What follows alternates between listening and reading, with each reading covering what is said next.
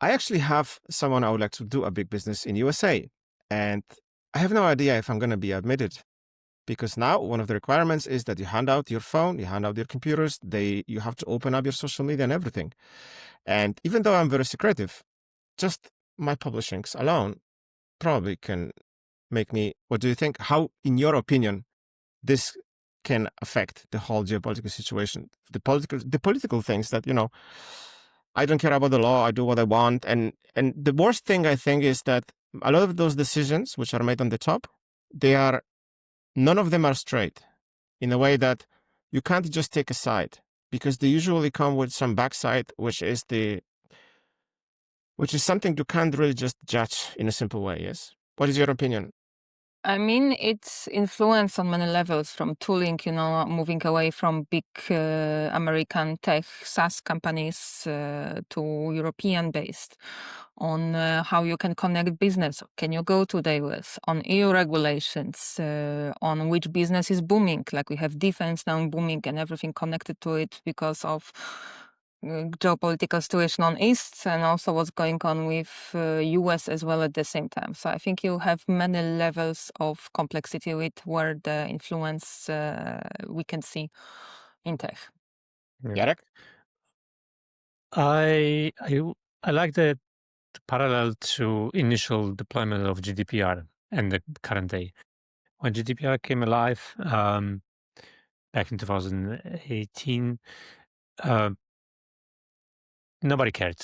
Really, implementation and enforcement was very low because people still thought that US, even if they can, they are unlikely to abuse the situation.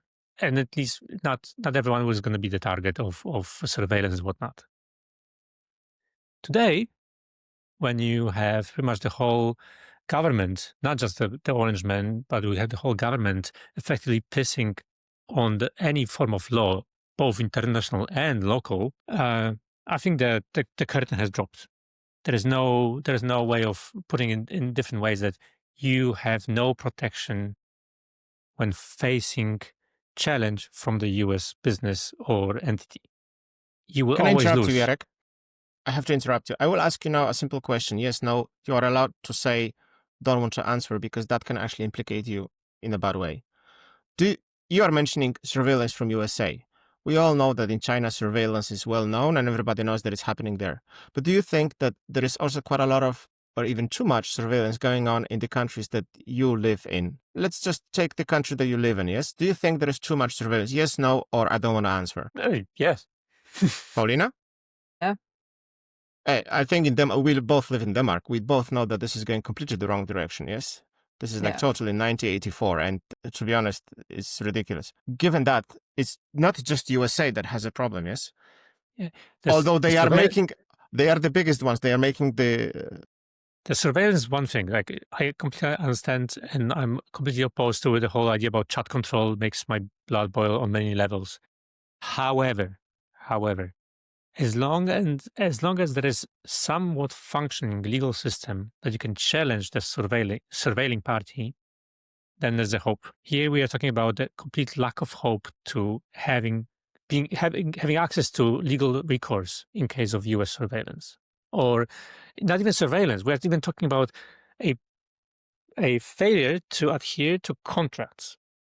Imagine we are small businesses, so we ourselves, but our clients are big businesses. Imagine a bank in Europe challenging U.S. government for some ill-placed fines. There is no way this is going to end in the favor of the bank, right?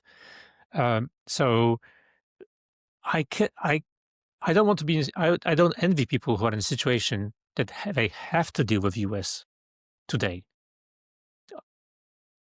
I know some people still have to. Some businesses cannot simply stop doing business with or in US. So I don't envy them because today you have no idea what's going to happen tomorrow. If they fail to pay the invoice, maybe you not even have chance to sue them. Who knows? Who knows what's going to happen? Paulina, did you notice an impact on this geopolitical situation in your line of work, especially when you have to, together with your customers, you have to pick technologies and clouds and solutions? I think majority is, choosing technologies and being aware what technologies you are using, especially for European-based companies or the organizations.